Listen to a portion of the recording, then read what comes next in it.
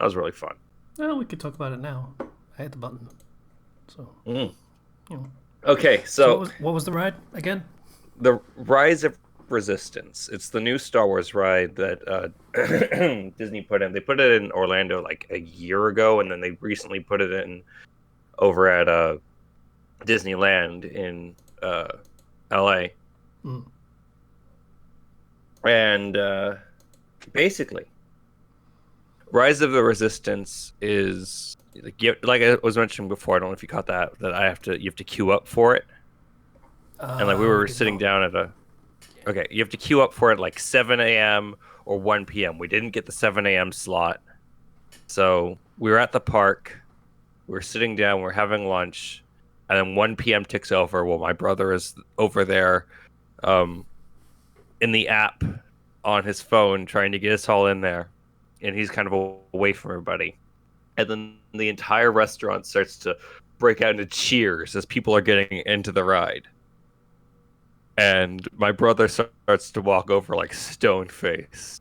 He's like, "I got it," and he smiles. And we're like, "Oh yeah!" Um, so the ride Okay, itself, okay. I just need to clarify this because this sounds really like seven and what like does it only go twice or is this a queue to be in the queue kind of thing? it's a queue. It's a queue, and basically, for the 7 p.m. queue or 7 a.m. queue, you like that's like a 4 hour window that your group could be called, and then 1 p.m. is for the rest of the park being open. Hmm. So it's like an additional 7 hour window. So you have more of a chance of getting into the latter one than the earlier one. Right. Okay. Fair enough. Just wanted to clarify that So because it was weird. yeah. So you go in there and it's pretty wild because at first it's the line you have to go through a line, of course, and Hmm. it's just all stone and occasional technology, and then you get into you go out and you get to talk with the little ball unit, BB unit or whatever. I don't know what it's called. BB-8, And I also you assume. BB-8, yeah. And then you see a hologram of Ray being like, "Oh, we need your help with the resistance." And I'm like, "This is really cool hologram technology." And then we walk into oh, we get talked to by Poe, and Poe is going to be escorting us, and we see his ship right next to the ship that we're getting into, and you fly and you kind of stand in the ship and you hold on to railings as there's like a screen on the front and the back, and there's also like an animatronic guy who's kind of like an Admiral Akbar race who's piloting our ship. And there's this whole thing where we're flying, and all of a sudden we get caught in a tractor beam by the Death Stars that are surrounding us in the First Order, and it's like, okay, prepare to be boarded. And I'm like, wait, what? And then the door opens up, and instead of being the door that led to like outside where we got into, it leads out into a star destroyer, and somebody dressed like the First Order, like an Imperial, walks in and is like, all right, everybody out. You need to continue down the hall for your interrogation. And I'm like, okay. And it's a whole experience where you're going through the Death Star, or not Death Star. You're going through the Star Destroyer, and there are the Imperials and like park employees that are all in character while they're Hmm. escorting you down to the interrogation room. Hmm. And then they waterboard you And just for the authenticity. that would uh, I don't would they waterboard in the First Order? I feel like they would have some sort of weird Star Wars blue milk waterboarding. Ugh. I can't decide whether that's better or worse. Probably worse. Probably worse. Probably And worse. so we get escorted into a cell with a group, and we are in a cell for like a solid like 30 seconds just waiting, and like, oh no, we're in prison. Mm. And then there's like a screen at the top of the cell, and it looks like we're being looked down on by like Kylo Ren and the general dude from the First Order, and they're like interrogating us and telling, and like, you will tell us where the Resistance is and where their base is, and then they leave. And then there's this really cool trick where like lights appear on one side of the cell, like something is like burning through it and melting a hole, and then the door opens up, and we're escorted out into these two little ride vehicles that we sit in. And it's like, all right, we're gonna get out of here. Come with me. The Resistance is here for you. And it's still all in character, by the way. And this is now going on for like a like 10-15 minutes of just in character experience. And then we go through the ride, and it's incredibly involved. And you go like, this is kind of like a car that moves not necessarily on a visible track, but it's like it's moving through the floor of a Star Destroyer. We go through several different rooms, escaping Kylo Ren, and that was like the best ride I've ever been on. I'm starting to see why they do like the very a little more complex queuing system than normal. Just waiting in a line like this, you wouldn't want to wait in a line for this because it would just take too long. You would be there for literally half a day in the park, just waiting in that line. It just sounds that involved. It is. It's that is by far the most kind of like immersive ride experience I've ever been on, and it never occurred to me that rides could be like this. You know, like they could have all the employees being perfectly in character and telling a full story with not just a ride, but even walking through and going through different lines and having different rooms you can go into. Like that was really, really cool. And the visual effects of everything were just fantastic. I'm going to share some pictures with you because I need to... Words don't really do it justice, because we walk out, right, and we see the airlock, and we see an entire like rows of stormtroopers when we first exit into the Star Destroyer. You see that? And just how many of those are actual dudes, and how many are just like mannequins? I assume most of them are mannequins. I don't know. And like you're walking through the halls, and you see stormtroopers and Imperials, and so it's a very involved process.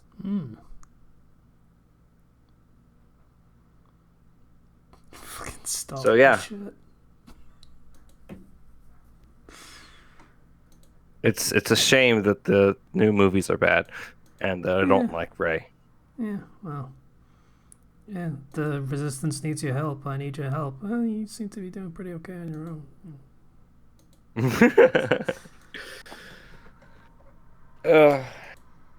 But yeah, no, we got into that park, and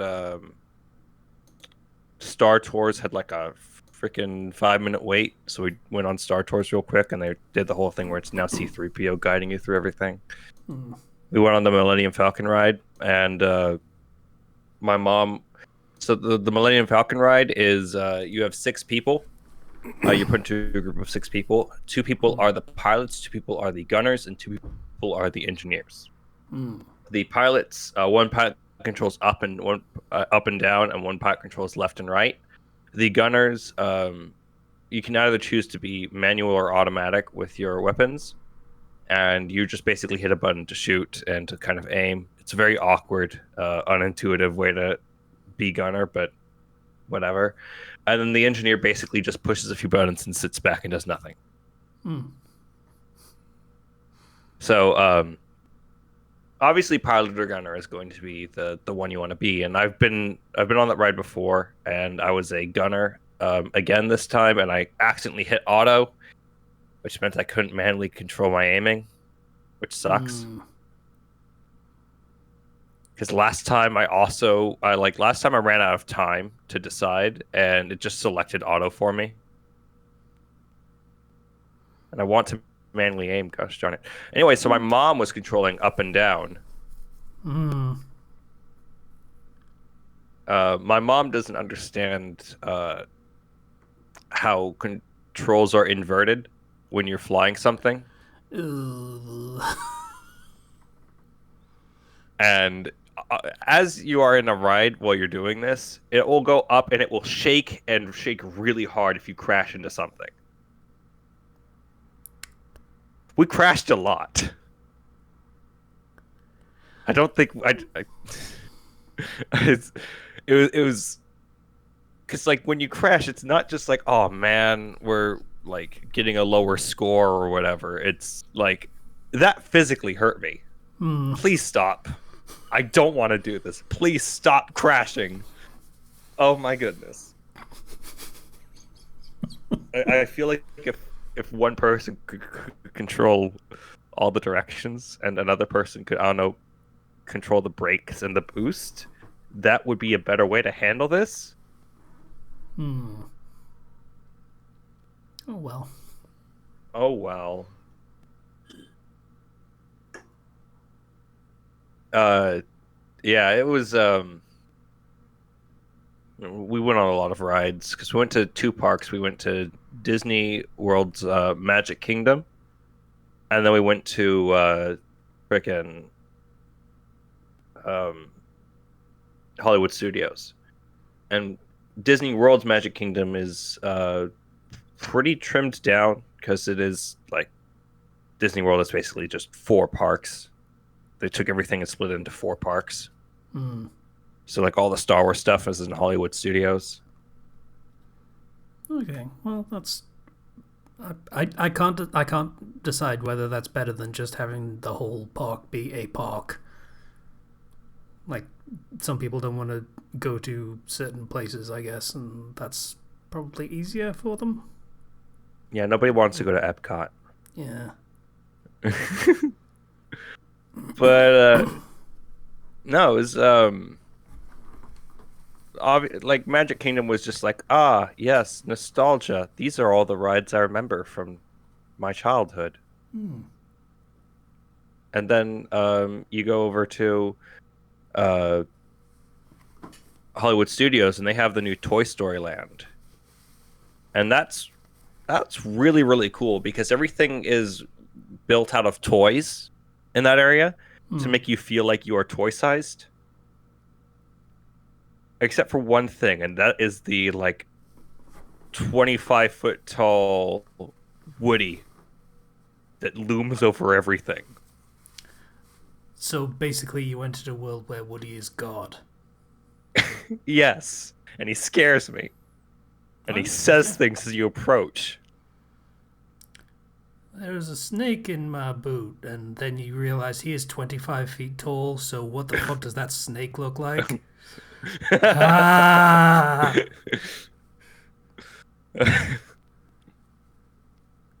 But they have the Slinky Dog roller coaster, which we were like, hey, let's go on that. And it's like there's an hour wait. We'll go on it later. Oh no, the ride broke down. Oh Hmm. wait, no, it's back up. There's an hour wait. Ah, we're not going on that ride because bear in mind, I am going through all these rides in Florida. Yeah, in Florida in June. Hmm. It is Hmm. extremely muggy. It's hard to breathe. It's like 100 degrees. I'm not gonna wait outside for an hour for a ride. It's not worth it. Yeah. How much sunscreen did you go through? I only applied it once. I did because I wanted to maybe get slightly tanner. But when I came back after my long trip and I went to see my grandma, she said, "Where's your tan?" So I guess that didn't work.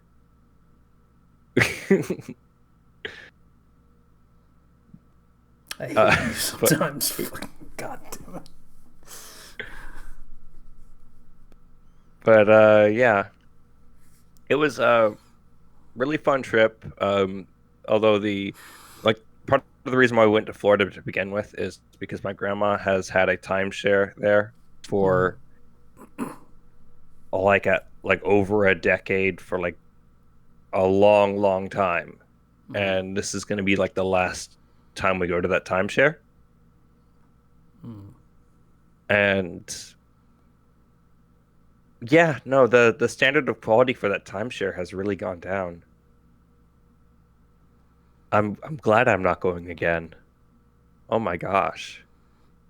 Well, I mean, when was the last time you went? Because, It's been a few cur- years, but last time I still had fun, you yeah, know? but current circumstances means, yeah, maybe people are trying a little less hard than, they would say a couple of years ago, maybe. Mm, I guess it's just there was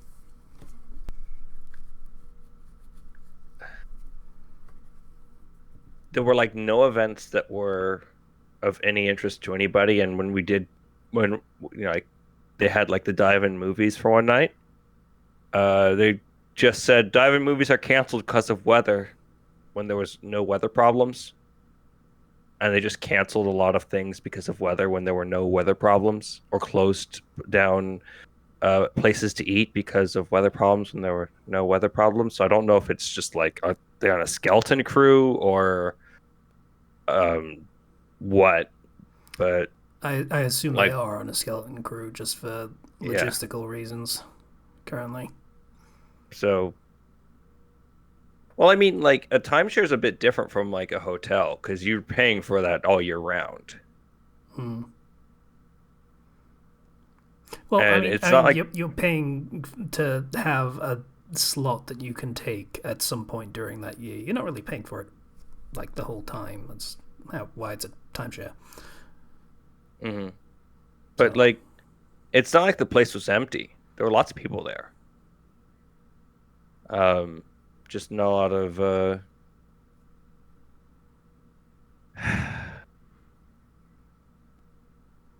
not a lot of staff, I guess. Or maybe there were and they just didn't want to do anything. I don't know. It's pandemic times. Everything's weird. It yeah, was very nice though that I didn't have to, because I'm vaccinated, I didn't have to wear my mask in the heat. yeah, that At doesn't sound fun. I, I would have died. It was Yeah, really bad. I mean, there are some circumstances where you can kind of sympathize with the anti-maskers because they tend to be from states that are like that. Hmm. Yeah, in those circumstances, it seems a little less, hardcore stupid and actually has a reason behind it. But it's, anyway, they have one So, yeah. passable reason. All of the other ones are garbage. Yeah. Hey, Slicer. Hello. I think he's connecting his stuff. Yeah. But Not. yeah. Hi. Oh, there we go. Okay. Slicer, you might have seen the pictures I posted in a little recording chat. That's the Rise of Resistance ride over in Hollywood Studios, a new one. Sweet. Yeah. Really immersive experience, really good. 10 out of 10. Best ride. Those, I assume those are animatronics of something, or some of them are. Some of them are. I don't know if all of them are, though. Because there's like people, like, to go back to the Star Wars thing, in the Star Wars land, or as they call it, Galaxy's Edge, um, there is Kylo Ren and stormtroopers walking around and occasionally interrogating people, as well as we saw somebody who, like, this um look-alike for Rey, who was also walking around. And yeah, they sell blue milk with rum in it. They have to give you some incentive to try drinking it. They also sell green milk with tequila.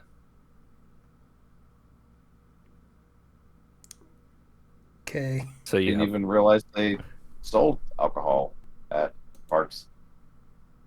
oh yeah, they sell a lot of alcohol at parks. I remember there was like I believe there was an alcoholic version of the Harry Potter butterbeer that you could actually get, Hmm. and then a non-alcoholic version. And I assume fire whiskey. I don't remember if that was there. Oh, that's a shame.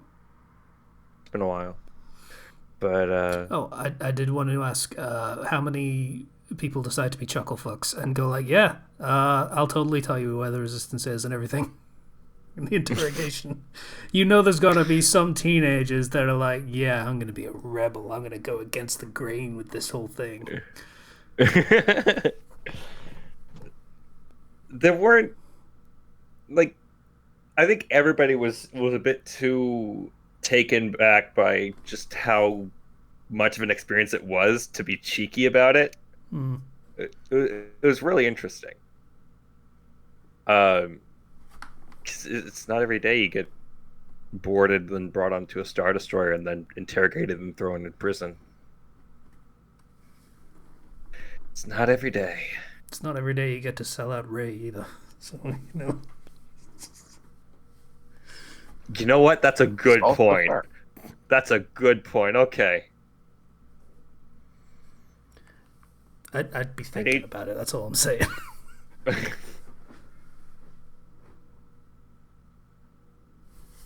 So, Florida trip aside, it was like 10 days. I missed D&D and DMing and everything. And I gained weight. And now I'm going to work it off. And I'm going to go back to my life. And enjoy the fact that I have my dog and I have a pool. And it's not 100 degrees with 100% humidity. It's only 105 degrees without humidity, which is basically like much better. You know what? I've decided I don't care. Fuck it. I'm gonna be fat. As long as I'm not like the kind of fat that's like, you're probably you have a good chance of like just keeling over every step you take, and you can't walk upstairs without like passing out from exhaustion. As long as I'm not that kind of fat, I'm okay with it. I'll be fat. I'll be a chunky boy. Yeah. Okay. I'm All right. glad you're happy with yourself. Yeah. That's all that really matters. Fuck it. I'm exercising. I'm still gaining weight. I don't care. Like, exercise is good enough. It's the half of the equation. I'm not fixing my diet. I don't give a shit. I like food too much. As long as your muscles do not atrophy. Yeah, that is a thing that was happening. So that's why I'm exercising now. Because you can be fat and muscular, and that's the gonna be dream. much better for your health than being fat and not muscular. You want to have that good cardiovascular system. Yeah. Fat's just padding. It's warmth. In this heat, it's warmth. Well, Got yeah, it. in the heat, it's not so great. I've got to have the fan on a little bit more. But like in the winter, I can have the thermostat lower like a couple degrees, and it's fine. I don't care. Yeah, it's cost saving. Well, I'm glad you're happy with yourself.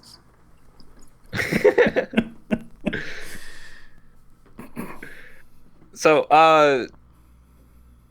all that aside, before I left for my trip, I beat Ratchet and Clank Rift Apart. Is that any good? That is the best PS5 game right now. That is not like It's a low bar, but it's a bar that it beats. it's a little bit of a low bar. Like they're decent Okay. games. So being a good game aside. means you're winner. Jokes aside, I beat the game. I'm playing through it on challenge mode on a harder difficulty now. Yeah. And I don't normally do that with games. But gosh darn it, it's just so fun. Yeah, It's a Ratchet and Clank fun games are good game. for that. They always have been. I haven't played a Ratchet and Clank game in a long time, Yeah. so I was out of the loop with a lot of the lore and stuff. But There hasn't been one for a long time. Like yeah, but I didn't play the last one or the the one last before one that. was it a Crack in Time? I think it might have been called. Yeah, I That was think on so. PS3, so it's been a while. So, basic premise is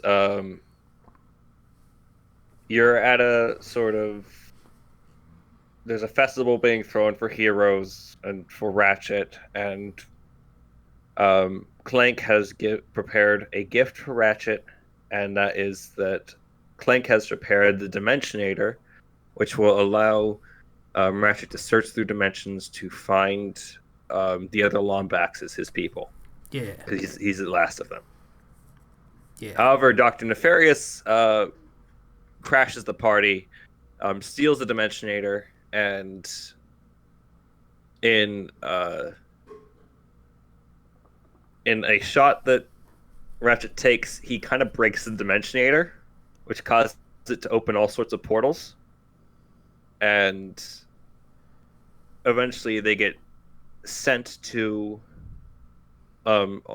Nefarious, Clank, and Ratchet getting sent to the dimension that Dr. Nefarious wanted, which is a dimension in which Dr. Nefarious won his battle against Ratchet, and he is the Supreme Emperor.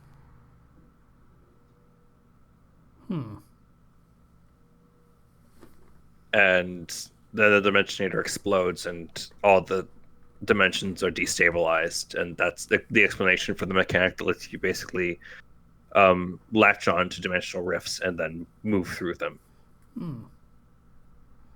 And instant load to other areas. The game graphically is extremely beautiful. It is, I think, the most beautiful game I've ever played graphically. Does the dimension hopping mechanic work well? Is it a Yes, good one? it works Oh, that's great. It's instant, and I think one time in the hours that I played this, I saw pop-in, but that's about it. And it was very slight. And you can actually choose if you want the game to go for a fidelity mode or a graphic mode, which Yeah, I that's the assume the thing they graphic like to mode do is. nowadays. I assume the graphic mode is just for like pictures and stuff because there's a photo mode. Yeah, that makes sense. Yeah, like frame rate mode and HDR and ray tracing and all that other stuff that makes pretty but not gameplay mode. So, you control you basically swap control between Ratchet and Rivet, who is this other dimension's equivalent to Ratchet, and she's a great character. She kind of starts off with Clank, and then Ratchet goes and eventually meets a robot named KT, who's this dimension's version of Clank. And Oh, okay. I'm going to be honest. I'm going to stop you there. Unfortunately, I'm sorry for interrupting again. But yeah, that was a weird thing that I had about this game, that the female Lombax, the new character, is just a palette swap of Ratchet, basically. So that makes it make sense and not stupid and lame. So I'm glad to know that that's the reason for that. There is a reason that makes sense. yes, they're the literal dimensional equivalents. Their personality wise, they're pretty similar as well. And you even share your weapons and armor and unlocks between both of them. So any upgrade you get for one of them, you get for both. You're basically playing the same character. It's just different skin on different planets. There's a lot of yeah. It's a little that they had the dimension where Dr. Nefarious wins his nemesis was just Girl Ratchet, and that's the only difference. Well, not quite. Okay. The reason why that happened is because KT or Kit and Rivet never met. Oh yeah, yeah. You mentioned okay. That makes more sense. Kit, they never met. They never teamed up. So it's like Ratchet trying to go against Doctor Nefarious without Clank. He would have lost. Yeah, that totally. Like, yeah, everything you say about this game makes it make way more sense and shuts me up for all of my bullshit nitpicking. So, good job, game developers. And there's some really fun upgrades. Like once you get there's like the Phantom Dash, which has this cool effect of like leaving multiple of you as you're moving through dimensions to dash out of the way, as well as these kind of hover boots that is essentially your better sprint that goes really, really fast and it's really satisfying. And playing this game with all the weapons and all the upgrades feels really good. Yeah, that's always part of the fun. Going back through in a second playthrough, just to do all of the things over again, but to max out all your weapons so they do complete bullshit. Yeah, that's fun. The character writing is great. The humor is on point. The story's good. Like, it's not the oh man, the story is the best part of the game. Obviously, the gameplay is the best part of it, but the story is good. I had no problems with it. Yeah. And I actually really did like the characters. There's a lot of dialogue that they exchange that's like relevant to their development while you're moving around the world. Yeah. Ratchet and Clank has always had, well, not always. There was that one misstep. I forget what it was called. The first PS3 game, I forget what it was called. Something Destruction, I think. But yeah, for most of the games, the story has been solid. Like, not stellar, holy shit, Game of the Year Writing Award good, but still really good. That does more than just make it a vehicle for the gameplay, which is always great. You know, You get to have the story be something that you can talk up as well. It's always nice. It's a solid, good package. You have the other dimensional equivalents of certain characters, like you have Captain Quantum, and you have okay. Yep. Okay. Yep. You have Pierre the pirate, and stuff like that. You have just a good cast of characters with a great bunch of worlds to explore. The biggest world is the one where you first get the hover boots, and I was like, this isn't an open world type thing, but like it feels open world because it's a really huge level. Yeah. And Rivet and Ratchet both have one of those types of levels that you might want to go back to a few times. Yeah, the previous game, Crack in Time, did something very similar, which was like a kind of galactic map where it would have little mini worlds that had unlockable, collectible stuff and things on them that you could go back to throughout the game and get more stuff unlocked on them and things like that. Also, the gold screws. If you get the gold screws, please collect the gold screws. They're great. I felt like I was transported back in time when I unlocked Big Head mode. Oh god. Yep. Oh, that's amazing. Yep. They still do that shit. They're pretty much the only ones. And all the other like silly things, like whenever you hit an enemy's weak point, confetti flies out, or whenever you kill an enemy with a melee attack, they go flying off into the distance. And it just feels good to have a game like this in today's era. Did we ever get a Ratchet and Clank HD re-release? Because that seems like a missed opportunity. I know they did a movie tie-in game on the PS4 for a remake of the first game, but it was kind of shit. But yeah, that feels like a real missed opportunity, because I so badly want to go back and play 2 and 3 again. They were really good. I thought they did remake it. I don't think so. Back in 2016. That was the movie tie-in game, I think. Oh. Yeah, because I did play that one, and it was, let's say, retooled to fit the film more than be the original game, but done better. And it suffered for that, unfortunately. So it was fine. It was an adequate title, is how I'll describe that one. Ratchet and Clank Rift Apart is a fantastic game. It's very, very fun. And it has fun with itself. And I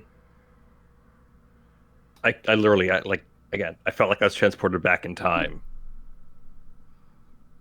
And that was a good feeling. Yeah. Also with the Rhino 8 in that game. Oh god, the fucking if you upgrade it all the way, it becomes the Rhino Infinity. The way it works in that game is that it opens up a hole through dimensions to drop items from other worlds. So Jack and Daxter just dropped down and killed everything by just their sheer presence. And then they just said, hey, and then they just vanished. That's really fun. Okay, yeah, that's one we did. Yeah, I hate to do the alternative, and it's what I would have preferred to see, but if it opened a rift to another dimension and it's just the missile dimension, so it's just filled with missiles and nothing else. Sometimes you either drop like random things from like assets from the environment that fall and explode, and then you upgrade it more, and it's like, oh, now you can get cameos. Then you upgrade it more, and it's like, open more portals. Now open more portals. Now open more portals when you fire it. And chaos. I think my least favorite weapon in the game is the ricochet. You fire it, and then you have to... And then it sends out this little ball that blinks, and then you have to hit it again and again and again to this rhythm as it hits one enemy. And it doesn't do a ton of damage, and while it's doing that, you can't fire more shots. You just have to keep hitting the fire button to attack one thing. So, it's not good. I don't like it. Oh well. There's always a dud. I like the rocket launcher. It fires mini rockets, and I also like the drill gun that fires a drill dog that jumps up at enemies and explodes. That's a lot to put in a single weapon. And then you upgrade it more, and you can then lock on to like 3 enemies and fire 3 drill dogs, and then they bring their little drill pups with them that also fly towards enemies and explode. Oh, well. God damn it, I love Ratchet and Clank weapons. So good. Are fun, wacky weapons kind of a staple of the series? I haven't actually played a Ratchet Clank game. Yes, they are. From There's 2, I want to say. They definitely lived up to that then. There's also Mr. Fungi, which summons this mushroom floating enemy that's going to kind of draw aggro and attack enemies.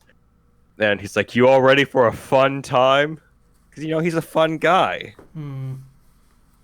And you upgrade it all the way, and and it upgrades to Miss Fungal, and then you get Mr. Fungi and Miss Fungal to appear.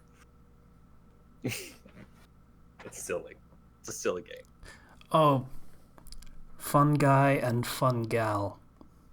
Yeah.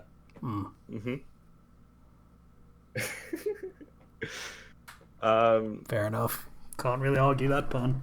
At least it's a new spin on it. Like, you see fun guy all the fucking time. Fun gal. It's a nice new spin. I appreciate that. And yeah, playing that game, I started playing a new gotcha game because I've lost control of my life, and I was also in Florida, and I needed something to keep my hands busy when I was out of AP and FGO and stuff. It's called Alchemy Stars, and it is pretty interesting because the combat isn't like any other mobile game that I've played so far, where you're moving through a colored grid and you have to kind of match all of the colors together, and it's hard to explain, but it's really fun. What's it called again? Alchemy Stars. Okay. Just released, so I was like, why not?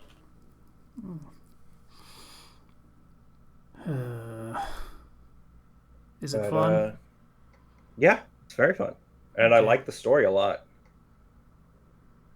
So that's a solid, fun little diversionary game when I am bored and want to do something with my hands. Yeah. While I'm watching something. So I've been talking for a while. Did I do anything else? Oh, well, we got E3 to talk about, but we can save that for after we kind of do our weeks. I mean, I don't have much to talk about other than, well, E3 for one, and also holy shit stress for no reason. I hate myself and everything about everything. And that weird problem that I've had medically speaking that just kind of was becoming bad, and I got to like visit the doctor and got a treatment for it, and it's like, hey, when using this, don't overdo it because bad things. And you're like, oh shit, I better really not like go overboard. And so I use like barely any of it, which means it didn't work. That I understand why like it has warnings for side effects and stuff, but sometimes you really just want to say, hey, just fucking use the shit, make it work, do the thing properly, dumbass. Yeah, so hopefully I will actually be able to fix that now, assuming that I haven't just made everything way worse by being timid with it. I assume not. That's not, thankfully, how most of them work. It can be like bad stuff developing resistances because you decide, hey, I'll give it a, like it's the same like vaccine sort of thing. Give it a little bit of the thing so it can build a resistance to the thing that you're trying to, yeah. So that might have been a big stupid on my part, and I might have to get another doctor appointment soon. But, you know, that sucks, and I'm a moron, but it's entirely self-inflicted. So, you know. But yeah, that's pretty much all I got. I am so very looking forward to my week off next week, because I need it. I have been burnt since mid-May. I need. It is Tuesday and I'm still behind on a commission, even having already given up on one commission from last week. So, yeah, things are getting a little bit dire. So I could use a break. Like a proper one, where I'm not screaming at myself for not getting the things done that I'm supposed to be doing. And I have been doing perfectly fine for the past, like, 2.5 years. So, Not so fun. I feel like you need a week off like every month, which is normal, honestly. No. Like the second week of every month or something. Yeah, that's not how that, like... How many weeks off do you get in your job, Slicer? Let's see, 20 hours a month? I don't know how much that would... That'd be like a couple of days. 2.5 days? Yeah. Yeah. Granted, So- 12 hours of it's sick time, so you can't necessarily use that without a reason, but it's there. Yeah. So At least take one day off a week. I mean, that's kind of how I do anyway. It's just that I waste it being stressed about, hey, I need to do the thing. Why aren't I doing the thing? And then end up doing all of my work at the last minute. So I have my time off being stressed for not doing the work that I should be doing. Yeah. Yeah, that's fair. That's not a good way to do things. I remember a time when I didn't do that, when I actually got my stuff, well, started getting my stuff done at the beginning of the week, but that kind of stopped happening. Not entirely sure why. Like You need to make yourself a schedule. I had a good work ethic, and I had a schedule. It was like Tuesday and Wednesday for one chapter, and then Thursday and Friday for the next, and then the weekend to work on the Patreon thing, and that was how it worked, and it was good. And then I stopped doing it. Okay, so start doing it again. Yeah. Okay, thanks for that advice. Appreciate it. There you go. Happy to help. Just feel better. There you go. Stop being sad. Yeah. Yeah. Okay. No. Yeah. So that's what I got. I fucking hate. Siza, how you doing? How you doing, buddy? Let's see. On the medical front, I have my surgery tomorrow for my hip dysplasia, so that'll be fun. Yeah. I gotta go in. I get off work at 1:30 in the morning. I get home at 2:30. I have to be back at the hospital at 5:30, and then the surgery is at 7:30. That's a lot of 30s. Yeah. I haven't slept for more than 4 hours at once in a week and a half. I'm so fucking tired all the time. So I'm really looking forward to being off work for 2.5 months. Another half. Yeah. I mean, also, Another 30, basically. you'll have a sleep for a while. It will probably be 4 hours or more for the surgery. Yeah, where they forcibly knock you out. I mean, it's pretty extensive surgery, so I sure as hell hope they take their time. Like, they can take as long as they need. So yeah, I'll be in the hospital for a couple days, I assume, doing physical therapy to get to the point where I can at least move around on probably a walker, honestly, at first. That'll probably be the first week or two, actually, will be a walker and moving very slowly. Because they pretty much have to dislocate my leg, build up the pelvic bone with shards taken from other areas in the pelvis, and then put my leg back in place, properly angled, because my legs are actually angled a little bit inward, which doesn't do the joint very well over time. Let's see. I hit a deer a couple days ago driving home, so that was really great timing. Yeah. Turns out Jeeps are tough as shit, though.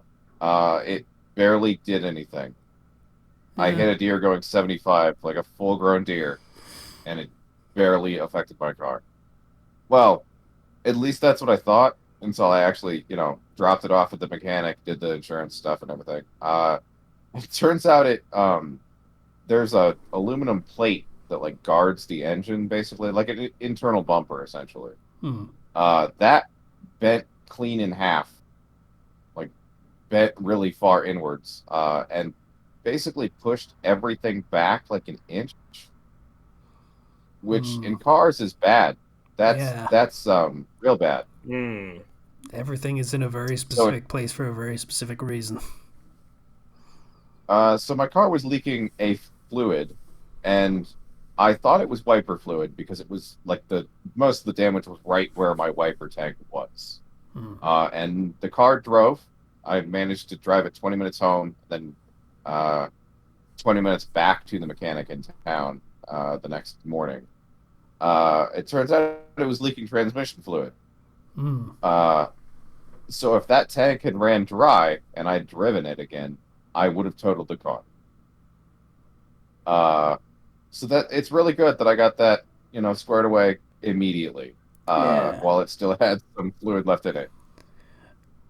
Good job not procrastinating. That was work ethic is very important. Very, very happy about that. Turns out I popped into I got a text from my Progressive agent being like, "Hey, I'm here at the mechanic doing the inspection. I happen to be driving by the area on a shopping trip, so I dropped by and talked to them in person because that feels like a better thing than just constant texting." When I got there, my car was mostly taken apart, and they're like, "Yeah, we're just at the border of totaled right now," which was a surprise to me because I was still under the impression the damage was minor. So I might be getting a new vehicle when I'm all recovered. I'm not really sure. I hope they can fix it because I do really like my car. But that's what we're looking at now. I'm so glad I have good insurance because, oh god, this would be a huge deal if I did. Yeah. My deductible is $250, and that's all I have to pay. I have gap insurance, so if they declare the car totaled, they pay off my loan essentially, and I just start over, which isn't great, but I've only paid a couple thousand on the car anyway, so it's fine. So that's that. I binge watched Sweet Tooth on Netflix. Pretty good show. I don't know if you guys have heard of it. I have not. No. Okay, so the premise of the show is that basically COVID happens. They call it H5G1, I think they call it, but it's COVID. But at the same time, all babies born on the planet are born as hybrids from when this virus happens onward. No one is sure if the hybrids caused it, or if they're a side effect, or what. But all babies born are part animal.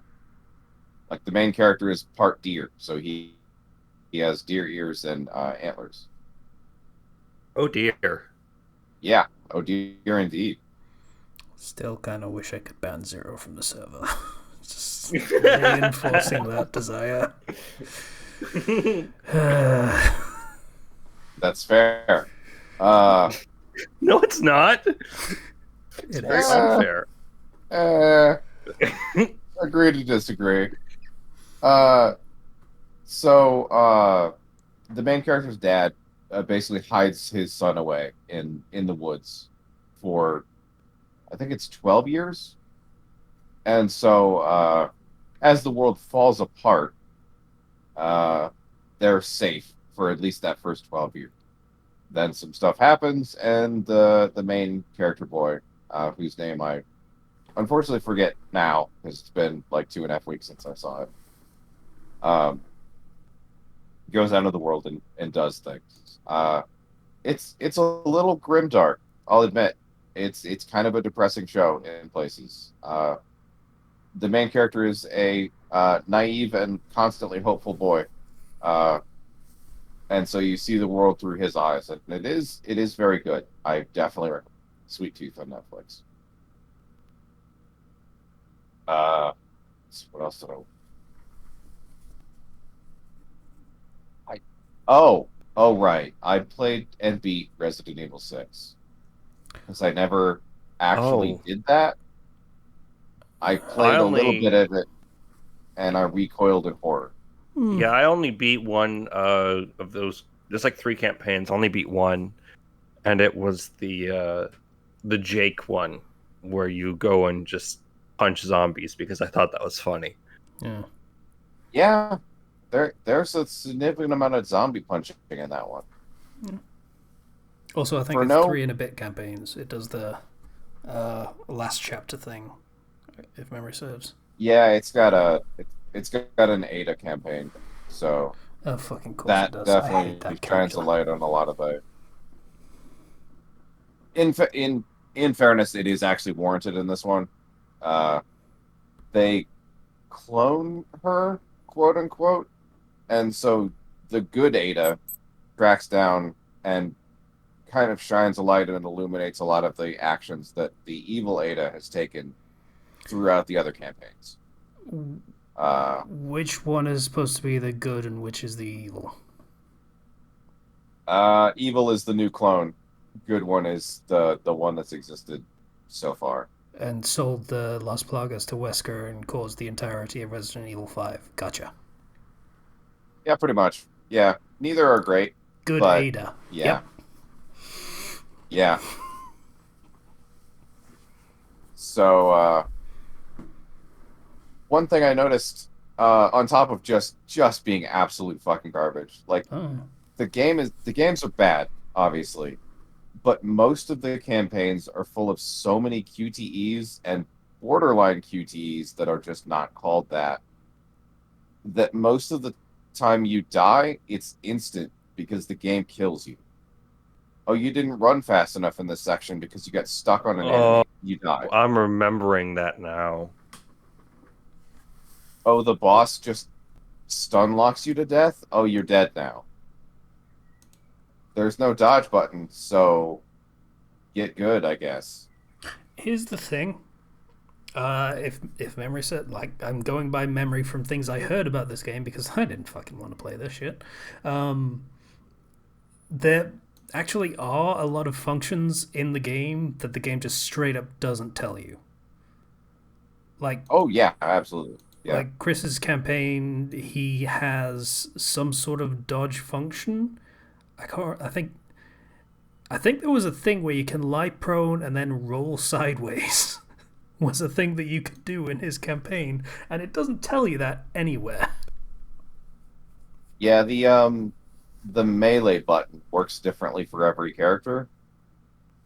Leon is just really good at kicking ass. So it's honestly better to just melee everything in his campaign. I mean, that's the same as For- Resident Evil 4, so that's fair enough. yeah, that one made sense. Chris is definitely a shoot bang action section. It's Jeff. You just blast everything in his campaign. You have plenty of ammo, and all of your guns do a lot of damage. So, and then in Jake's campaign, it's just a wacky romp of punching zombies.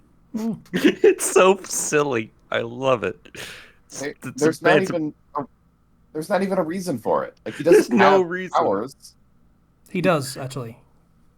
He does. Yeah, He just he heals. That's like it. Or not even. He doesn't even heal. He just is immune to things. Yeah, Everything else is kind of implied. he's Wesker's son.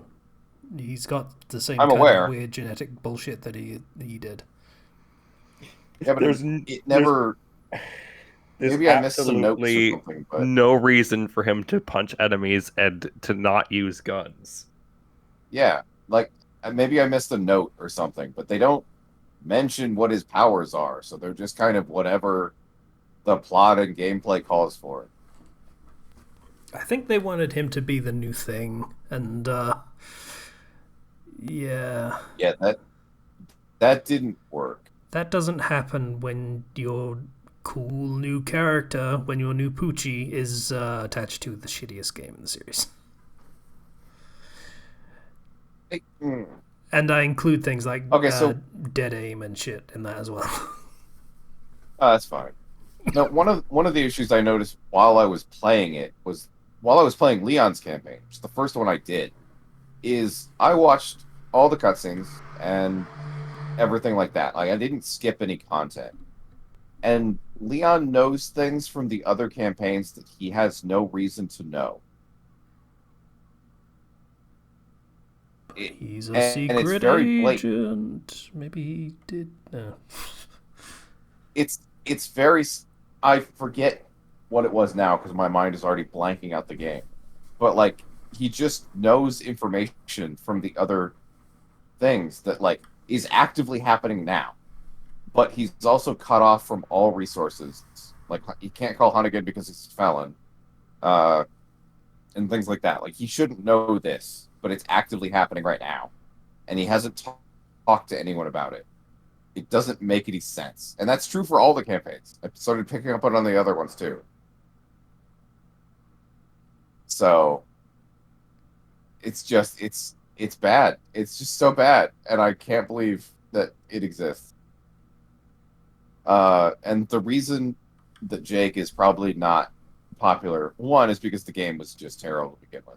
But also, they brought back Sherry, which is cool. It was really nice to see her again and see how she turned out as an adult. But then they had this weird pseudo romance with their new character. And it's like, this is Mary Sue shit. I'm just not into this. You haven't earned the right to talk to this character or interact with her in this way because it's a weird position to be in to say that, but I've read enough bad fan fiction to not want to be into this. So yeah. Resident So there's Evil that. 6. I remember I tried playing Leon's campaign after I played Jake's, and then I just stopped. I didn't want to anymore. Yeah. They try to make it like Resident Evil 4 a little bit, and it just doesn't work. It's okay. Like I played through Resident Evil 5 a lot with my dad, and despite how many problems that game has, it's still very fun if you're playing with another person.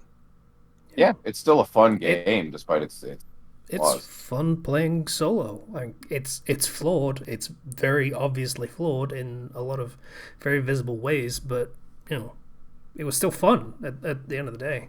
So, But after I think Resident Evil 6 was the last Resident Evil game I tried to fully play through by myself. Because after that, the only times I even touched 7, 8, or the remakes was to help my dad out when he was playing them. Huh. Well, I'm glad he enjoys them.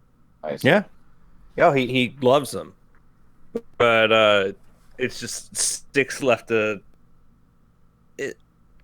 not so much like it left just a bad taste in my mouth. It's just like, well, I'm gonna go play some other games. I don't care. I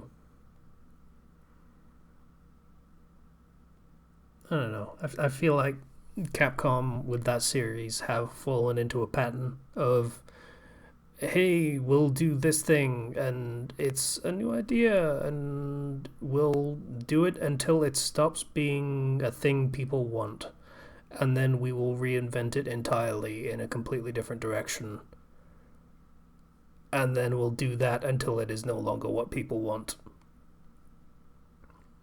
Yeah, Because that's how the true. pattern worked. There was 1, 2, and 3 that all did basically the same thing. Everyone liked them, and then Code Veronica came out, and it was.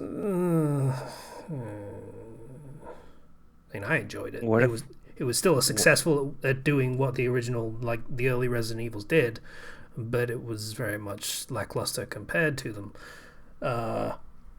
So then 4 happens, and completely reinvents everything. And then 5 does that, but co-op because that was the style at the time. Quote Abe Simpson. And then 6, and that was And they reinvent for 7 and do something completely different.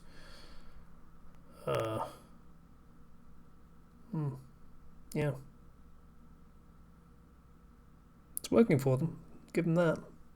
It's hard to hate Capcom nowadays, which is not something you could have said like 5 years ago. Yeah, they're doing it. Might take them a game to get it right, but I mean, yeah. Just waiting patiently for a new Devil May Cry announcement. It's gonna be a year or two, but it'll come. That would be really nice if they, made a new DMC. I want to pull Nero's Devil Trigger again. That'd be pretty cool. I actually curious. I'm curious if it'll be the same character, or if it'll be new ones.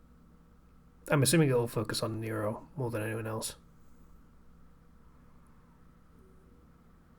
Yeah, now that he's essentially the guardian of Earth.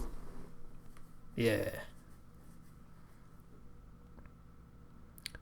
Or it could be Dante and Virgil in a roaring road trip through hell, and it's a buddy cop thing. Only with brothers, obviously. That would be great. At least for a DLC. I would be very into that. Wacky woohoo pizza Dante, and then just Virgil as the ultimate straight man, being a ridiculous weeb at the same time, though. Yeah. It's fucking great.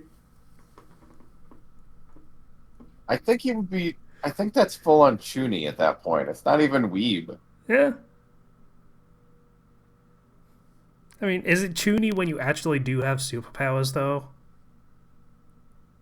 Yes. When you're that extra about it, yes. If I had superpowers, I would be extra. I would be extra. You'd read all about it. I mean, that's fair. Yeah. Go for it. I'm still going to call you a Chuny, though.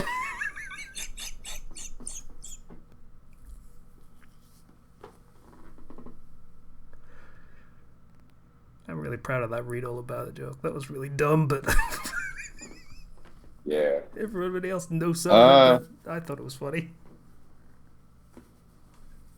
I don't think I've done anything else. I've been steadily working my way through Mass Effect. Did I mention what happened with Mass Effect 1 the first time I played it? Maybe? I beat Mass Effect 1, and I didn't want to romance anyone. But I made the mistake of talking to Ashley twice. Accidentally romanced Ashley, and you talked about, like, in the second one, where it had, like, her picture and stuff. Exactly. Despite turning her down at every available opportunity. Yeah. Still romanced her. And got her clocking. Yeah, you can cheat on her, and then he'll put the picture down, face down on the desk. Yeah. Still wish I continued playing that game, but I already overwrote the save. Oh well. So yeah, I'm making progress in the second game. It's nice. I'm almost back to the point I was before. Progress is slow because I can only play for like half an hour at a time. Just not a lot of free time lately, unfortunately. You'll have plenty. I also, yeah, oh yeah, about to have plenty. I saw the first 2 episodes of Loki. It's fantastic. I saw the second episode. Oh, I forgot to mention. I watched that too. That is the thing I need to watch. I am a little disappointed to hear it's only 6 episodes, but I assume big things will happen in regards to the entire multiverse. So, which makes sense considering every movie that's about to come out is about the multiverse. That's currently impossible. So, yeah, Loki is a really fun show, and it's really interesting because it's back to the weirdness of, WandaVision's not exactly like that, but back to the weirdness instead of being grounded in reality, like Falcon and the Winter Soldier. So they're having a lot of fun with the theming and the set design, and yeah, Loki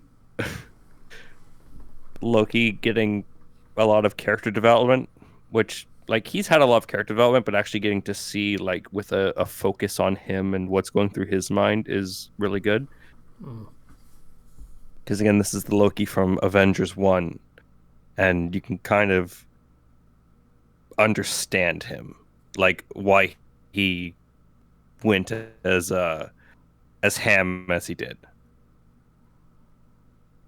Yeah.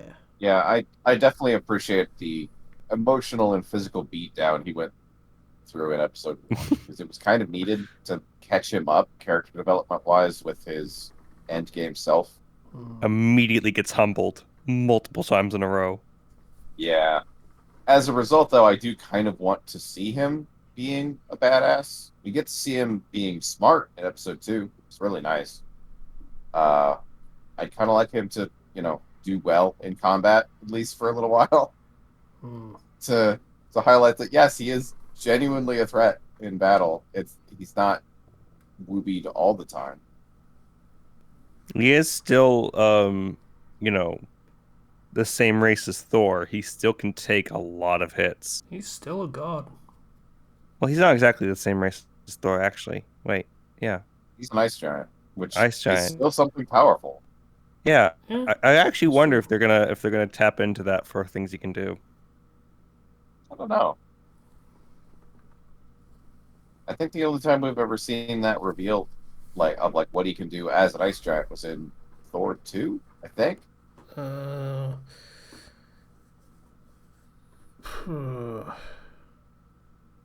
See, the fun part of the fact that no one watched that movie is that I could say something like that, and no one can disprove me.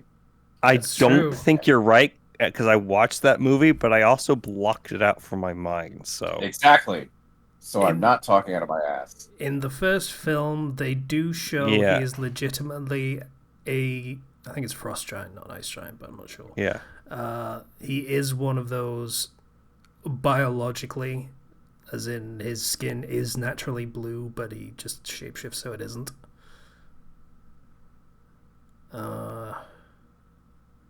I can't think of anything else, though. I can't think of any other time he's actually done stuff with ice. Maybe he... well, he had the ability to There was a use thing about a that. flame or something at some point. He has the ability to use the weapon of his people, which freezes everything. But that's kind of gone forever. Well, no, not technically, actually, because time travel is a Multiverse. thing. Shenanigans. Yeah, I appreciate how they're doing it. When a timeline branches, you have to basically live through the timeline in real time. That's why they can't just teleport back to right before the ambushes that they're trying to solve are happening. I appreciate that they immediately call that out. That was kind of cool. Trying It's to shore up any plot holes before they happen. yeah, it's very interesting in how they're dealing with the concept of this time variance authority that maintains the timeline, the sacred timeline. And Loki's just like, that's a bunch of bull. Because it is. God damn, that it rankles me so much that is a thing. Hey, ever heard of this thing called the Eye of Agamotto? Has a stone in it that controls time, like all time, and has been used liberally. But that's predestined time To- travel. Again, and Loki's just like, what? Okay. You guys are just making this stuff up, aren't you? I imagine the stack of paperwork that is in Stephen Strange's file is immense. He probably had to deal with all these people a lot of just like, here's your fine. He's like, whatever. I guess I'll pay. I love that idea. That's great.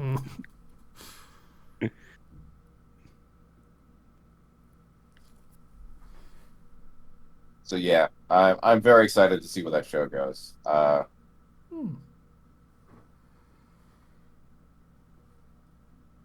So, you guys want to talk about E3?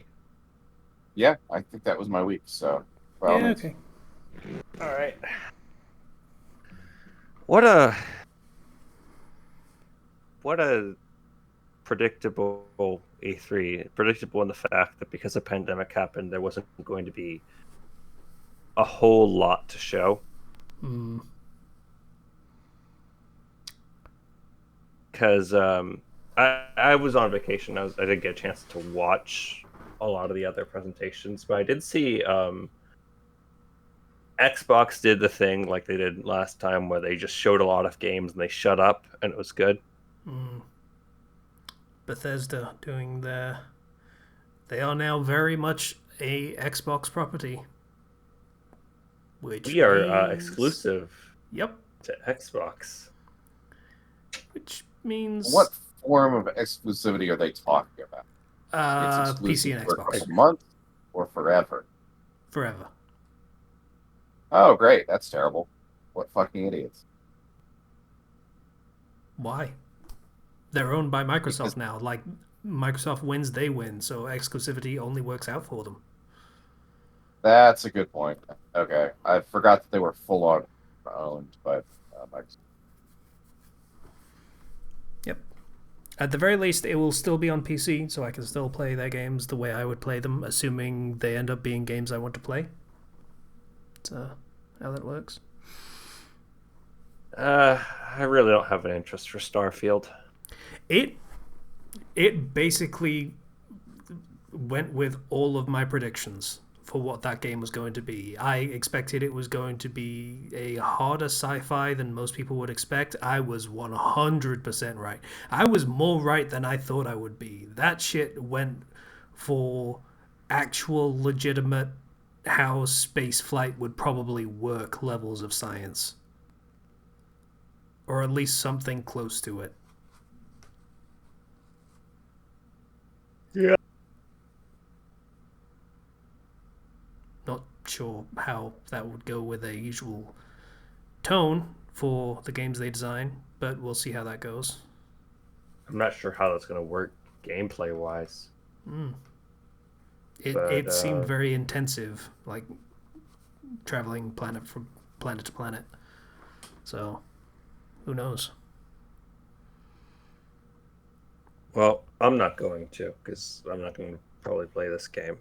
But hey, Zero's maybe a it'll wet be good. Zero's a wet blanket for today. I'm sorry, but 76 was a pretty big disappointment. Yeah. You gotta really impress me to get me back on board, and I'm not impressed yet. I need to see. 76 was an utter failure. 4 before that was a bit of a disappointment. Yeah, So it's been 10 and years since they had a legitimately great game. Great game. they've been on a downward swing. Yeah. So I'm not holding my breath. But if it's good, then yay. But I doubt it. You know what? Brand new IP, that is a great way to try and course correct and do something new and innovative and interesting. Yeah. So, maybe it'll be good. Maybe. Who knows? Forza is a thing. Uh, Nobody cares. Halo's a Nobody thing. cares. A lot of people care, but I'm not one of them. So, that game has a grappling hook, yep, that looked cool. and I was watching the gameplay footage, and I was like, man, I miss Halo. I used to play Halo a lot. I should probably play Halo. Yeah. That game So maybe I'll has a pick that grappling up on hook PC. that you can use to hook weapons. I know. That was cool. I like that feature above like pretty much anything else in that presentation. That is a fantastic feature. I want that. I will play that game. And the multiplayer is free, so woo. Yeah. And will probably work with PC, so if you actually want to play it, you probably can. Yeah, for free. Yeah. I mean, not losing anything other than just the time it takes to download it. Yep. What else did Microsoft show? They showed off a vampire game called Blood Ties? Redfall, Redfall, yeah. Blood Ties which is like might a be something else, I don't know. co-op FPS, and Diablo 2 is back. Stalker 2, Back for Blood, Is a thing, sure, why not? Outer Worlds 2. I hated that trailer. Why do you hate it? Because it's fucking irony poisoned. It's, hey, we're going to say all of the common trailer tropes that everyone does, but we're also just going to do all of the common trailer tropes that everyone does. So look at the thing we're doing. Isn't it stupid? Yes it is. Maybe you should have done something else then. I don't know. I found it funny. I liked it. I don't know. I said it in another Discord server that basically that trailer probably landed depending on how well you like the first game. I didn't like the first game, so it landed badly for me. I especially didn't like the quote-unquote humor of that game. It wasn't very good most of the time. So that joke, let's call it, to be generous, didn't play with me, so I was not a fan of that trailer. That's how that works. Sea of Thieves also getting Captain Jack Sparrow to appear. Bring me the horizon. All that shit. Hey, you know what? I don't play Sea of Thieves, but I'm happy that somebody remembers Jack Sparrow. Yeah. The fucking box office doesn't.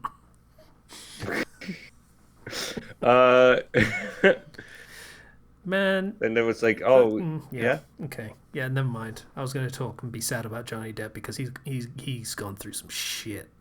But, you know. Yeah. Yakuza, Like a Dragon on Xbox Game Pass. Yeah, that's a good pull. Battlefield 2042. That game looks fun. Yeah. I don't know. Maybe I'm just missing shooter games. I think I'm missing shooter games. That's probably why I was so happy to like drink down Ratchet and Clank Rift Apart. Yeah. Because like I miss guns. I've been playing with too many melee games. I need more guns. Yeah, there's been a lot of those recently, hasn't there? Yeah. There was that the new hey, we're gonna do 2D sprites in a 3D environment, which is Eiyuden Chronicle, which is the spiritual successor to Suikoden. I don't know. Which is coming. Okay, they showed it briefly. And then a bunch of other games, Psychonauts 2, Flight Simulator. Hey, Fallout 76 is getting new DLC featuring everybody's favorite faction, the Brotherhood of Steel. That are in Virginia for some reason. I was genuinely worried you were about to say the Minutemen. Look at these two characters that are on opposing sides. See how not designed they are. Okay, so Brotherhood of Steel have had a tumultuous history in the Fallout canon.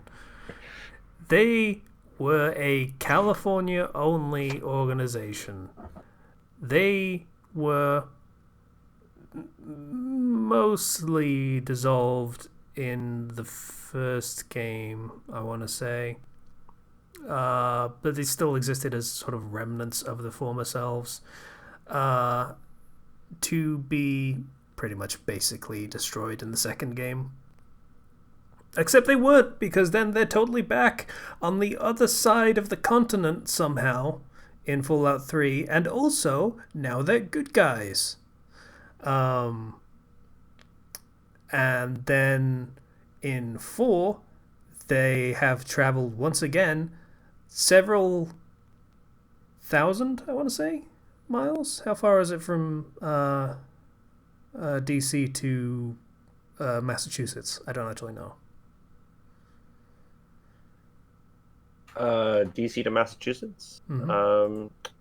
Let me just get that right for you. That is 425 miles. Ah, okay, fair enough. 500 miles to an entirely different corner of the country. So they've basically gone all the way east and then all the way north. Well, Massachusetts and Washington, D.C. are both on the East Coast. They are, yes. That's why I said they've gone all the way east and then all the way north. Well, they went. Massachusetts is north of Washington, so they went south. Wait, no. Did they go to Massachusetts first or second? California I'm confused. to DC to Massachusetts. Okay, so they're obviously fleeing to Canada.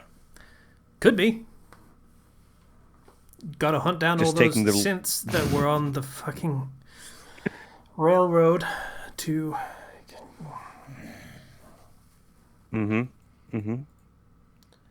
Why do robots always have to be about slavery? Thank you, Yoko Taro, Because- for making that not a thing for once. Even though it kind of was in a less overt way. Fuck. God damn it. People don't have ideas. That's why. Yeah. So yeah, then they were also bad guys again in Fallout 4, and yeah, but here's the thing: they existed in California in like, God, how long after the bombs fell was the first game? Like 20 years, I want to say. I'd have to look it up, but yeah, now they exist on the exact opposite side of the country, because Virginia's all the way fucking east. Let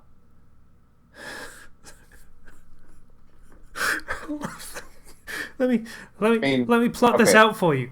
They're like, Fallout 76 is almost immediately after the bombs fell. Like, they are the first vault to open, supposedly. So the Brotherhood of Steel existed in Virginia, then somehow went all the way west to California.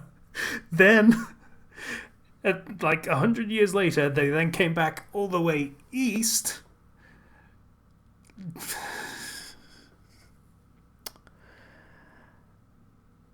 Yeah, they showed up in Virginia via their flying ship, which I don't think happened. I don't think they had access to for a while. That Timeline is became really a screwy. thing 200 years after.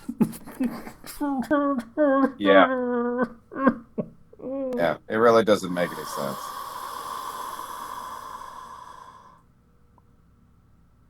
Yeah, so Fallout 76 is getting new content. Good for them. Fuck off. Right. Moving on.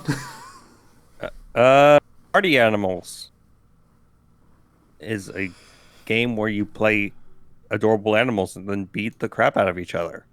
It looks really fun to play with friends. Yes, that was basically Gang Beasts, but with animals. That was... Yes. Yeah. Okay. Which, Fair. if memory serves, Gang Beasts was a Double Fine thing, so I'm assuming this is also... Because it was almost identical. It's very identical, but it seems like much more refined, I guess. So it could be a sequel or something. I don't know. Then it was like, oh yeah, Hades is on Game Pass. Yeah. And then Somerville, which was announced from the co-founder of Limbo and Inside's Play Dead. And yes, So- Gang Beasts is Double Fine, which means, yes, that whole thing is owned by Microsoft. Then A Plague Tale Requiem, Yeah. Far Cry 6 gameplay. A Plague Tale where they had a thing that was literally a river of rats. A vermintide, you could say. Mm-hmm. I'd say that. Should you, though? Should you say that? Maybe not. If you don't want to breach copyright, you probably shouldn't.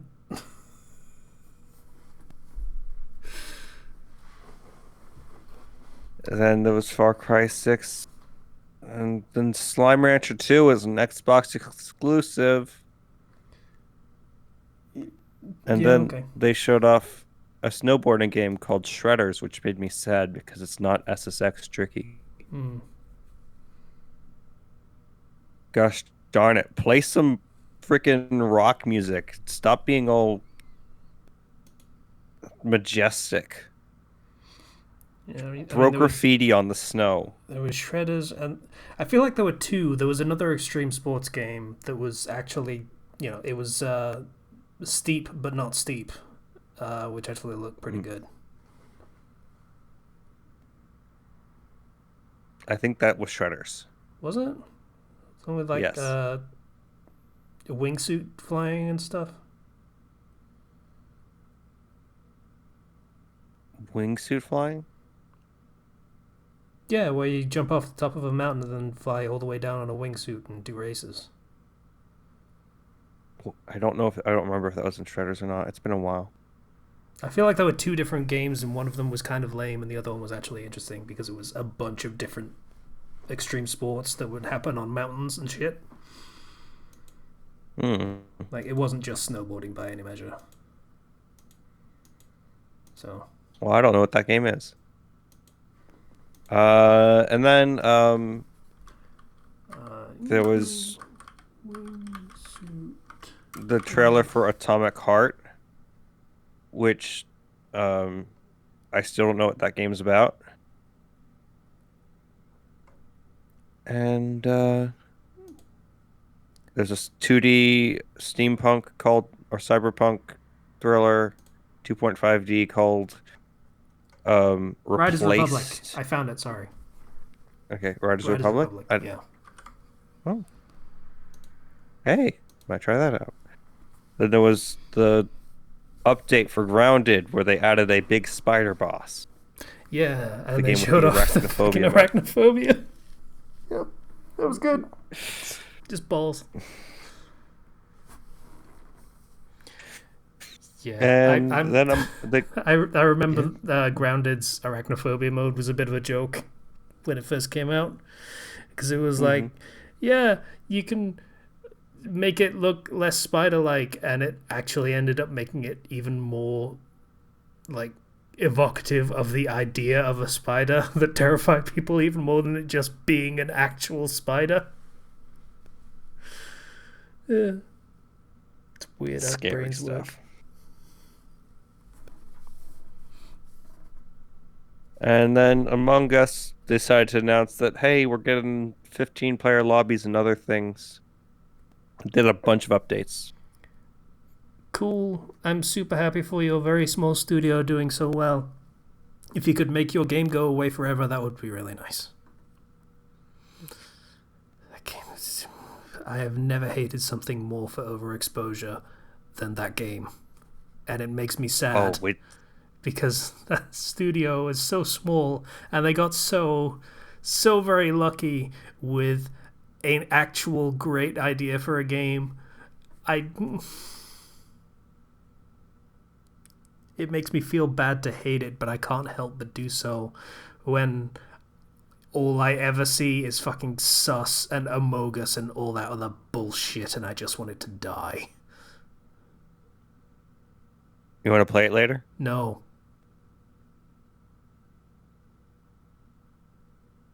Oh. Well. Yeah. No, seriously, it is a game I can't enjoy anymore because of the overexposure. Nope, can't do it. It sucks, but I can't. Makes me sad. Anyway. I've a tolerance to overexposure because I think part of it helps is you see the kids at like school who want to play Among Us, but at like recess, you get a very different experience with it being a teacher than I do. I just see all the fucking shitty memes, and that's all I get. I'm just like, hey, this is something that everybody's having fun with. Like, there were lots of freaking games when I was a kid that I became obsessed with, and it was all I talked about at recess and stuff. you know, that happens. We're going through the rounds, it's just instead of Yeah, being there on the ground floor as the kid, you're now as the adult being like, why are yeah, you talking about this so much? but the difference is when it's like it's the kids back in the day, it's all, contained in the kids. But we're in the With internet the age, internet. so Yeah. it's everywhere. Yeah. It is the unfortunate nature of the age we live in. And I wouldn't trade all the good things just to get rid of the bad, but oh, that one is very annoying at times. Anyway, we were talking about E3. Let's talk about more fun things. Okay, let's move on, I think, from Xbox and Bethesda. Because there were other How shows. how about Squeenix? Ah, yes, one of the shows that actually showed something. Let's talk about chaos, shall we? Chaos. We have to kill Chaos. It's the I only way. fucking love that guy. I He is I so love it. intense. He woke up, got isekai'd in front of a Walmart, and is like, "We have to kill Chaos." Yep. Ready to throw the fuck down, dude. Final Fantasy Origin, aka Chaos Must Die. It's the only way.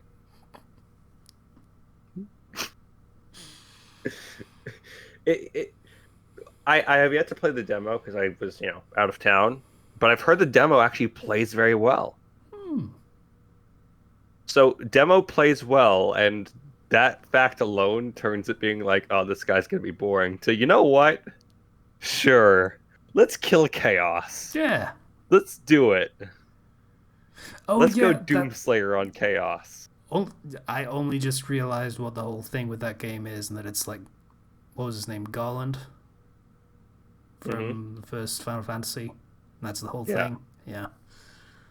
I don't know anything about that shit other than the 8-bit theater comic that I read like 10 years ago or more. So,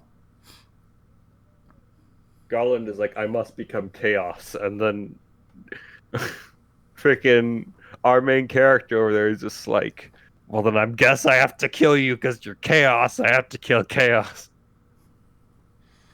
I don't know why he has to kill Chaos, but I know that he really wants to. I trust his motives, man. He's Yeah. really intense You about know- it, so he's got to have his reasons. He's living his best life. Yeah.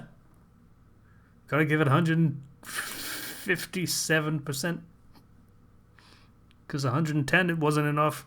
If you're going to kill Chaos, you got to give more than that. 150, that's for pansies. Let's kill Chaos.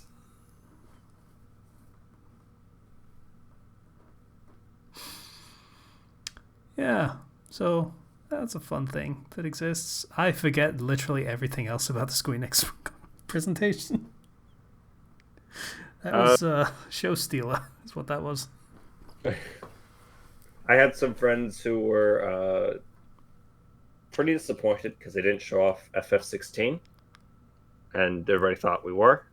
We got a trailer and the last big thing. Yeah. Yeah, so Square Enix was the Marvel Direct.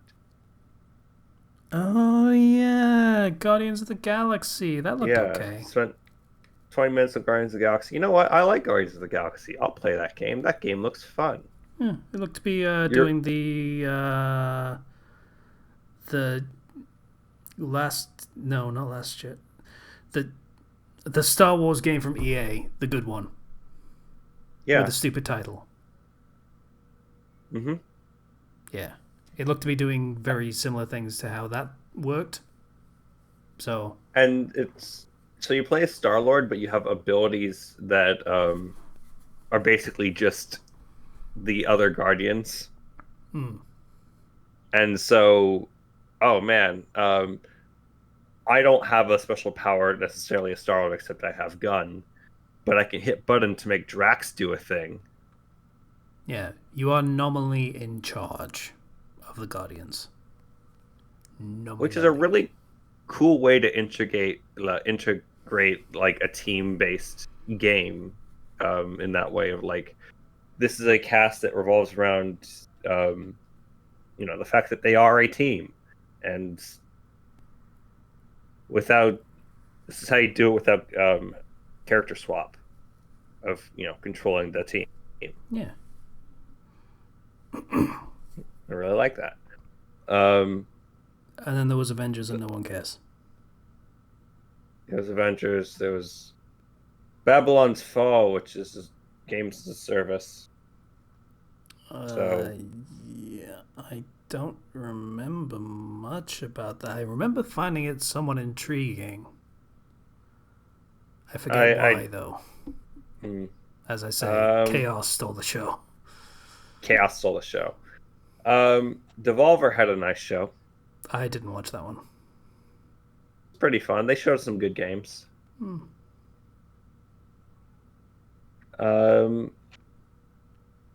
Ubisoft showed off the sequel to Mario plus Rabbids. Yeah.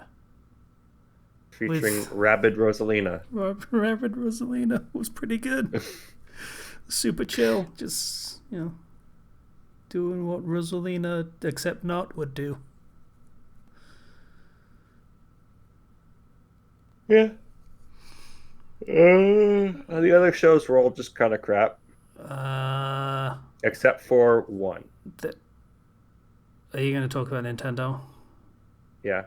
Okay, so before we talk about Nintendo, because you're going to gush about things that I don't give a shit about, there was one other thing that came out just a little bit before E3, which was the stuff for Elden Ring. Oh, yeah, I almost forgot. Yeah, that I am all the way back in for. Yeah, let's go. Wow. It looks like it plays quite nicely. It's a Soulsborne game. But also the one thing that made me absurdly hype for what it is was the super jump horse. The horse that can jump about 50 feet in the air. Yeah. A jump horse. Jump Horse is the superior product to Jump Force. Yeah, no, I'm very excited for that. Yep, you better be excited about the Jump Horse. Yes. Nintendo had a very good showing, especially for 11 Nintendo fans. Obviously. So we got to see our new Smash Bros. Character, which is Kazuya from Tekken. Yeah. And he had the fun gag of throwing characters in the volcano. Yeah. He wasn't actually throwing characters in the volcano in the first game, by the way. He was throwing his dad off a cliff. But, yeah. Well, so that's a pull. I probably would have preferred Gene, because he was, more of a focal point for more games, I think, or at least the ones that I played. But yeah. Fighting game character, so that's cool. He threw Ganondorf in. He threw Captain Falcon in, so we're never getting F-Zero. He threw Kid Icarus, so we're never getting another Kid Icarus.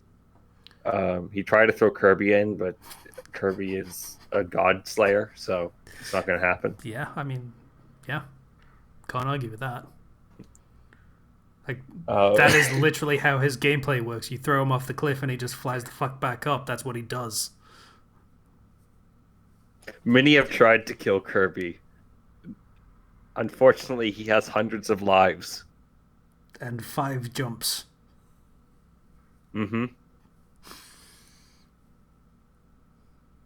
Infinite jumps in his own games. So there should be no reason why you're falling into a pit. So that was cool. Then we had there was a Metroid. They're gonna have another 2D Metroid, so that's cool for the people that are into those. It's never got into those. It's the first new Metroid game, 2D Metroid game in 19 years. Last one was Um, Fusions. last one was Fusion, Yeah. and Fusion ended on kind of a cliffhanger. Hmm. So it was teased in Prime 2 and Prime 3 that Project Dread was going to come out. And then Metroid Dread got canceled in like 2005, I think. Hmm. And so Nintendo went and we're like, hey, everybody likes um the Metroid remake of Metroid 2, Samus Returns. Yeah. And so they got those guys to make a new Metroid game that comes out in October. I am very, very hyped for this game. I really liked their remake. And if you like any Metroidvania, I mean, has Lord Metroid in it. Yeah, that's the Good. thing though. I never liked the Metroid side of that equation. That never really appealed Mm. to me. I tried one of the one of the good Metroid games that were like that. I couldn't. I didn't really like it. Well, I really liked because in the new remake they added a whole melee option / parry, which makes that combat very, very fun. Mm. Makes it a lot more engaging than just sitting at a distance and shooting. Mm. So, hoping it's good. And also we got a new WarioWare game, the first fully new WarioWare game in like 12 years. Okay, I like WarioWare; it's fun. I'm happy for you. Uh, It looks like a WarioWare game. Fair mm-hmm. enough. You get to play as all the different characters. You haven't been able to do that, so that was really nice. Advance Wars 1+2 Reboot Camp. I don't even know what that is. I watched There, I watched the presentation. I still don't know what that is. Advance Wars is a franchise that has a very hardcore, like niche audience that have wanted more Advance Wars for a very, very, very, very long time. And there's a lot of games that have come out that are Advance War like sort Oh of yeah, games. I remember now. Sorry. Yeah, I have actually played a game that was like that. It was, it was a gacha game, but yeah, that was fine for the hour or so that I played it. So Uh, it's 1 and 2 are getting a remake, and they're selling it as a package because this is all the way back on the Game Boy Advance. It's been a long time since we've seen Advance Wars. I'm happy for the fans of that series. Anyway, moving on. SMT5. That was a Looks good. trailer, technically, literally outlining how every SMT game plays, like every single one. Yeah. You fight demons, use their weakness against them to make them hurt more, and then you can negotiate with demons and get them to join your side.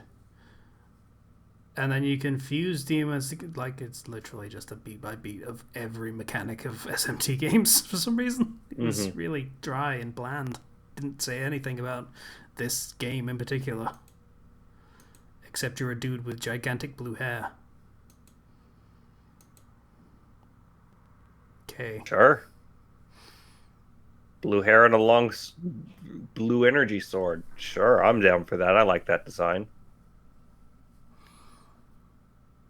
The Life is Strange games are coming to the Switch. I could not possibly care less. I don't care either. Danganronpa games are coming to the Switch. Yeah, good like for people that like those. And yeah, the Guardians of the Galaxy game is also coming. And there's Mario Party Superstars, which is taking 5 classic boards from the Nintendo 64 games and bringing them back with 100 of the best mini games throughout the series. I presume best. I hope it's best. Don't bring back the terrible ones, please. Um, yeah, I wish there were more boards, but I miss classic Mario Party where it costs 20 coins to get a star, and it also has online, which they just added into the Super Mario Party.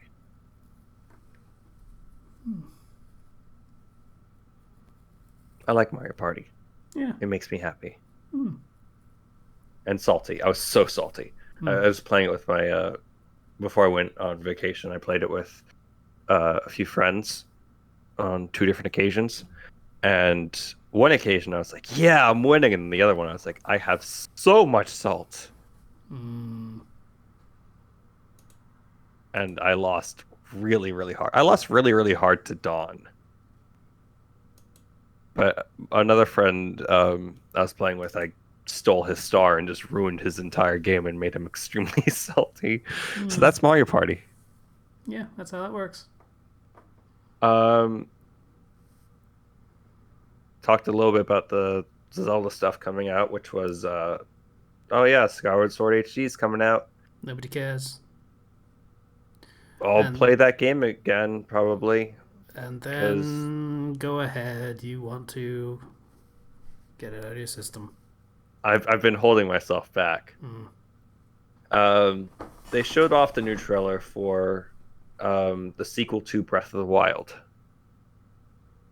which opened with a shot of Link's arm getting devoured by Malice, Ganondorf, like dehydrated skeleton Ganondorf, raising his arms and letting out this noise, and then all of a sudden Link is now falling from the sky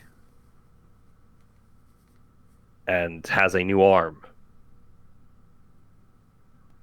And that new arm lets him use rune abilities to like reverse time and do other things, and he has a flamethrower shield at one point. And when I saw this trailer, I was extremely excited because I'm a big Zelda fan, and also very confused because I don't know how we ended up going to the sky. But I there's parts where it looks like you're on the ground, but then also in the sky. So, are we exploring Hyrule again? Has Hyrule's terrain changed because parts of the ground have gone up into the sky? And I remembered that in Breath of the Wild, there are these dragons that fly around, and whenever the dragons leave, they go through this weird portal that appears in the clouds. And I'm like, oh, right, right. There's still like the Skyward Sword area that is above the clouds, hidden, protected by a barrier that you can probably go to. Although Link is dressed very differently while he's up there, so there's a lot of speculation, a lot of theories, but all I wanted was a trailer for Breath of the Wild just to know that it's okay and that it's not, being choked out and dying. So I was happy with that. It was a sort of showing at E3 where Nintendo announced a lot of things that have not been around for years, and the people who are waiting for that feel like a lot of catharsis. So I very much enjoyed their showing.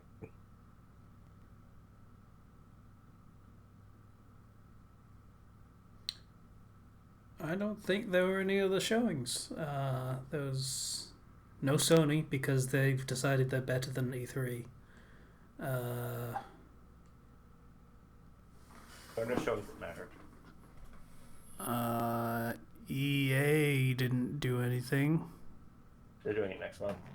Are they? Too good for Yeah. E3 as well.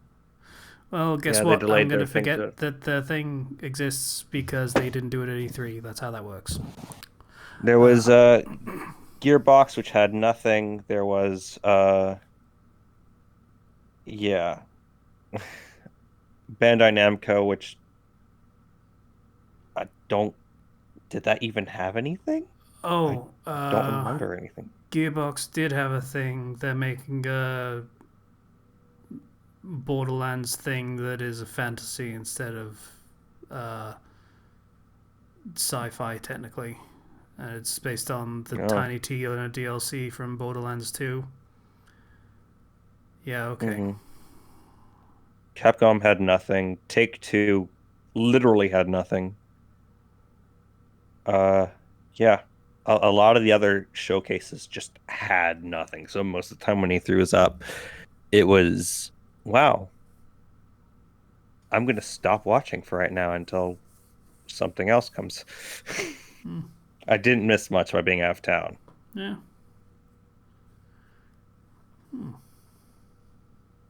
And Sony obviously was, they decided to not be around. Yep. Too good for E3. Have to do their own thing.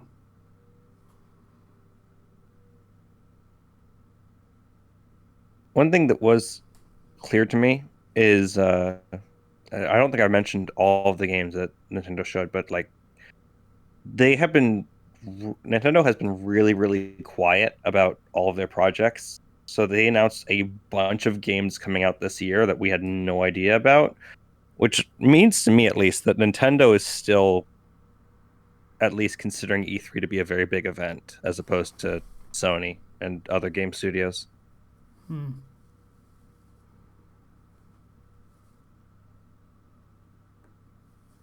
Yeah. Oh, so that's E3. It was fun to watch the things and stuff. Yeah. That's why I like E3 and wish companies would stop trying to be bigger than E3 and just accept that, hey, this whole thing is practically a celebration of video games and the potential of the medium going forward. That's basically what it is. It's showing off what's going to come soon. And I appreciate the whole thing for that. And yeah, Sony, I I don't care about you in particular as a company. I want to see what your games are. Uh, and if it was in a big thing that's a big celebration of future games, I'm absolutely all for that. If you want to be a stuck up piece of shit and do your own thing, well, you haven't exactly won a lot of goodwill over the past few years anyway, so fuck you, basically. Yeah, I'm of the same mind when it comes to Sony. Like I'm just the main reason why I really enjoyed that um Nintendo Direct for E3 in particular was because it felt like it was packed full of a lot of surprises and it felt like a normal E3 after a very abnormal year. Mm.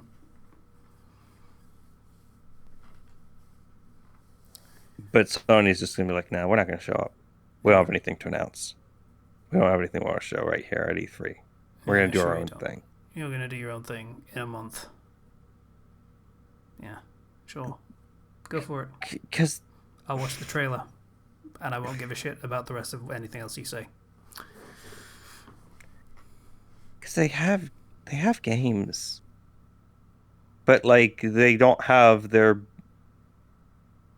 They It don't was a have the thing for a couple of spotlight years. if they go to Yeah, E3. They don't have the spotlight all to themselves, which is what they want.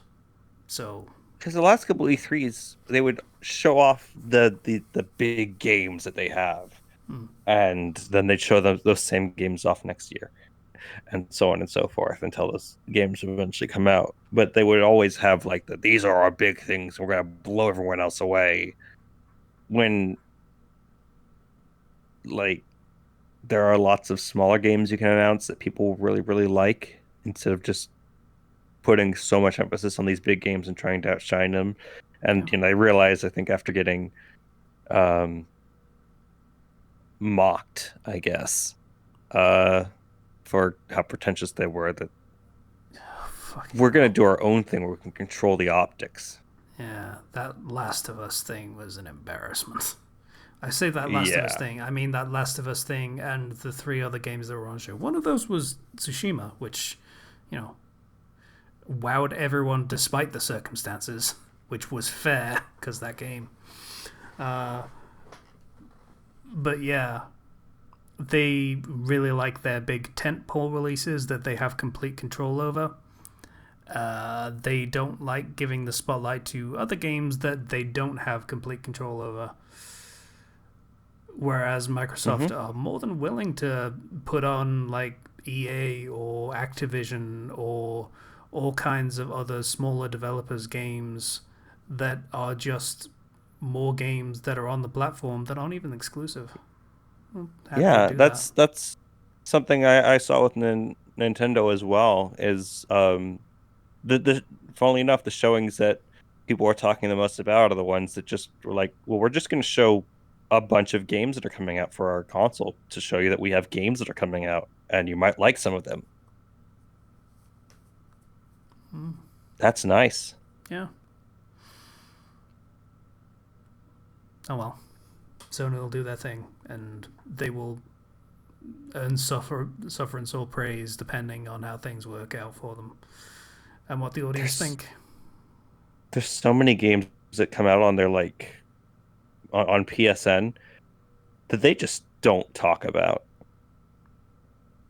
I have actually noticed that. If you just browse through the PSN store, there's so much stuff on there. Did you know they had like an entire section for retro games?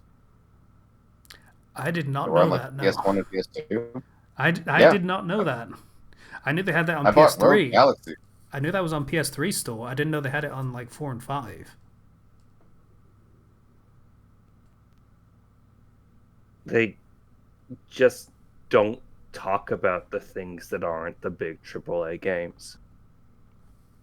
And if they do talk about one of those things, they're going to try to make it seem like a AAA game, like what Mm. happened with No Man's Sky. Oh yeah, that was all them, wasn't it? Hmm. Well, not all them, but almost all them. Sean Murray ran his mouth, but they were more than happy to let him and then throw him under the bus when it didn't work out. Yep, all his fault. After, we put him on a platform in front of millions of people and then he said a thing that was not possible and we didn't do a damn thing to correct him. Yep, all his fault. Yeah. Mm. I don't like Sony as a company, just in general. I like a lot of the stuff they put out. So I am in that familiar, unpleasant position of I'm probably going to buy their stuff despite severe misgivings about how they do business. Yeah. Anyway, I'm hungry. Yeah. I have work to do. Go figure. Mm-hmm. Closing thoughts on E3? It was fun. It like they completely had to cancel it last year, and that sucked. It felt nice to look forward to things. Yeah. So The yeah, only show I really got to watch live was Nintendo's. And I was very happy to do that. the whole thing was a breath of fresh air. I appreciate it. Going back to normal slowly but surely. Kind of. Yeah. At least I don't have to wear a mask at Disney World in Florida Yeah. because I'm vaccinated. Yeah. It has been nice. Okay. So, this was the Fandom Flux podcast episode, whatever it was. I haven't listed the number of an episode in like 80 episodes, so I'm not going to start now. Fucking Discord link in the description, Patreon link in the description. If you feel like it, we'd appreciate it. Yeah. Thanks for listening. Bye, everybody. Thanks for listening. Bye bye. That was weird. Don't do that again. Bye bye.